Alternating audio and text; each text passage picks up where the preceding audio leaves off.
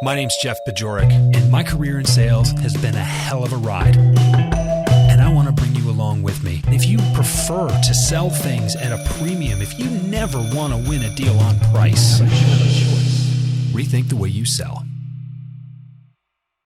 Welcome back to the show. My name's Jeff Bajorek. I'm your host, and I'm here to help you rethink the way you sell. Talking about rules, right? Or principles. If you're of that ilk, you don't like rules, but you'll follow principles. That's fine. I've talked about that before. Call it what you want. But ultimately, we have these structures. We have these frameworks. We have these non-negotiables. And I've got one more universal principle that I'm going to share with you in a couple of minutes, but I want you to think about rules that you may have in your company.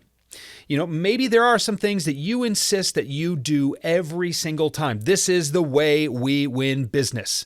We add this element to our sales process, or every prospect gets a physical gift in the mail or something like that. It can be anything. But if your company insists upon it, I want you to rally around that because it's probably uniquely a part of your company's fabric. That's important. Secondly, I want you to think about your personal must-have or must-nots, right? These are the things that I do every single time, or these are the things that I refuse to ever do. These are really boundaries, right? Are your principles boundaries? They should be. They could be. But certainly your boundaries need to be your principles, but your principles don't always need to be your firm boundaries. Think about those things. Think about the things that you refuse to do. Think about the things that you always do. Those are going to guide your process. They're certainly going to guide your methods. And that leads me into really the last principle that I want to discuss in this section. And I've got a great episode coming up for you. I want to talk about that here for a second before I end up closing. But this concept that was taught to me very early in my sales career, and it's something that I had to remind myself of from time to time because it's easy to lose sight of this principle, but it is always, always, always true. You lose business the same way you win business. You lose business the same way you win business. And I want you to think about how this applies. And I want you to think about how this might guide your selling, okay? I thought when I got started that selling and winning business and building trust and all that stuff was all about spending money. You got to spend money to make money, right? So let me buy people food. Let me take people to play golf. Let's go to dinner. Let me give nice boxes of fancy chocolate around the holidays to show my appreciation. Let me try to buy a little bit of affection. Then when I thought about how this rule applies, I thought about how silly that approach was. For instance, if I take someone out to dinner and the reason they end up buying from me is because I took them to dinner, well, then by that logic, as soon as someone took them to a nicer, more expensive meal, I was going to lose that business. So did I really win the business because I bought them dinner? Or did I win them business because of something else, or win their business because of something else? Chances are, it's not that the dinner wasn't valuable, it's that the dinner was the arena for something else. The dinner was the arena for the conversation. Dinner was the reason or the arena for that discussion around their real motives. And so whereas I think a lot of salespeople get caught up in the tunnel vision of, I just have to get them out of the office. I just have to buy them something nice. I just have to give them a reason to pay attention to me. It's like, well, wait a second. What if you thought a little bit more intently about what would get their attention and went directly to that? Don't put roadblocks in front of yourself. If it was never about the dinner, then is the dinner necessary? How does that change the way you think about the way you approach people? Similar sentiment on price. Look, if they win, or if you win, rather, if they do business with you just because you have the lowest price, what does that say about how you're going to lose it? It means if someone beats you by a nickel, you're going to lose that business. And you're always going to be afraid that you don't have the lowest price. That is not a place to be. When you enter a price war, that is a race to the bottom. That race to the bottom is one that I don't want to enter, because the only thing worse than winning the race to the bottom is finishing second. Because then what happens is you show them how little you value your solution, and then you don't win the business anyway. It's demoralizing.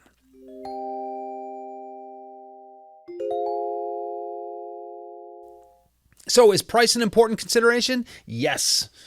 Does price need to be a factor that you are aware of and that you are sensitive to? Yes.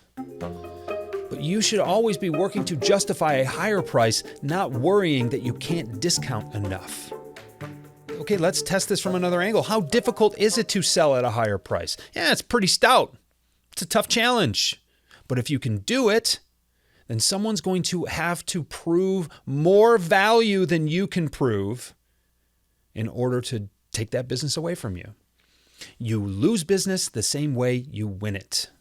You win it the same way you will eventually lose it.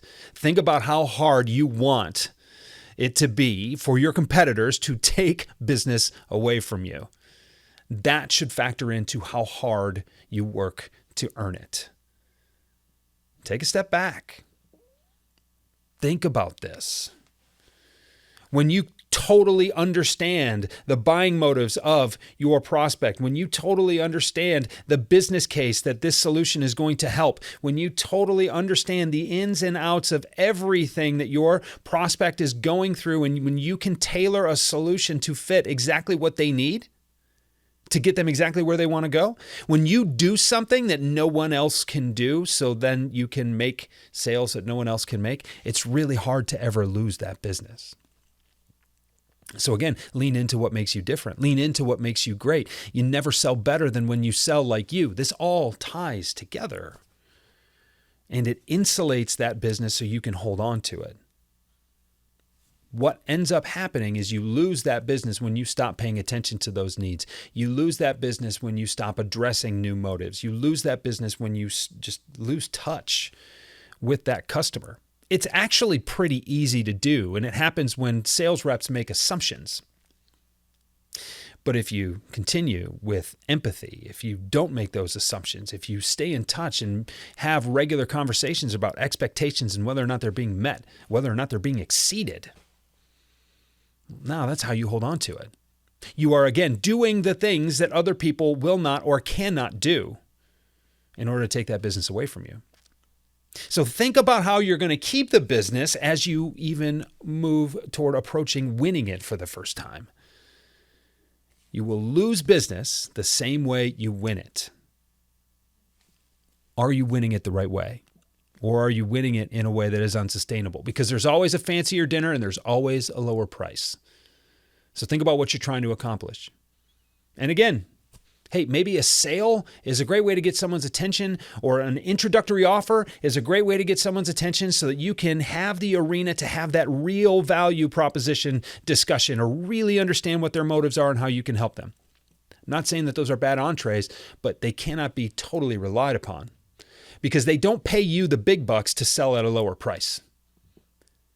And just a bottomless blank check kind of expense account to go do all the entertaining and all the dining and have all the fun and everything is not only not a great way to win business, but it's also becoming less and less sustainable as companies are minding their balance sheets, and there are regulations in a lot of industries that don't allow that. I learned this lesson very early on in my career because right after I started, I was basically told I'm not allowed to do that anymore. You can't bring lunch for the office anymore. That's against the rules. Not just against the rules, but eventually against the law. And I love orange, but County Orange is not something I want to be familiar with.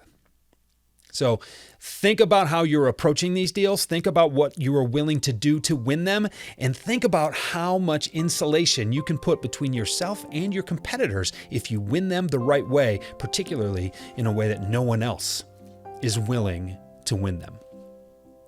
That's the last rule that I want to give you in this section of Season 5 of the program. Next week, you're going to hear from an all-time great. The king of sales himself, Jeffrey Gitomer. There's no one I would rather talk to about rules and principles. The Little Red Book of Selling, 12.5 Principles of Sales Greatness, was a book that I bought 5 times before I read it, because I'd get a couple more pages into it and I would give a copy to somebody, and then I'd go buy another copy and I'd give them to somebody. It's a great conversation. I recorded it recently and I am excited to share it with you next week. So thank you for being here. Thanks for spending the last 10 minutes or so with me. I hope you learned something, and I hope you are thinking differently about how to approach your prospects. And I certainly hope and I believe that will pay off for you in the long run. Talk to you again next week. Rethink the Way You Sell is a Pod About It production. It's mixed and edited by Doug Branson, with music by Blue Dot Sessions and Doug Branson. This podcast is masterminded by Jeff Bajorek.